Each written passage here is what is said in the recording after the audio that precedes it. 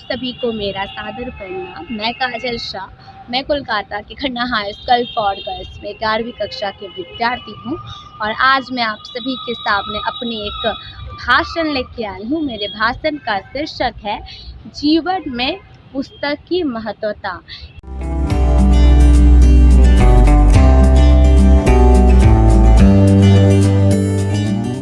जैसा कि हम जानते हैं, पुस्तक हमारे जीवन का एक अहम अंग होता है, क्योंकि पुस्तक ही हमें जीवन में आगे बढ़ने की प्रेरणा देती है।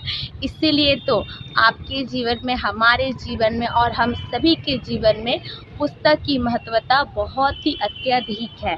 देखा जाए तो हम जहाँ रहते हैं वहाँ पे बहुत सारा पुस्तकालय है, वहाँ पे जाकर हम अच्छी पुस्तकों को पढ़ सकते हैं। तो इसीलिए मेरा आप सभी से निवेदन है कि आप सभी पुस्तक को ज़रूर से ज़रूर पढ़ें और उन सारी बातों को, अच्छी बातों को अपने जीवन में ज़रूर से ज़रूर उतारें। तो आप सभी के सामने मेरी छोटी सी भाषण प्रस्तुत थी। आप सभी ने मेरे भाषण को सुना, इसके लिए दिल से धन्यवाद।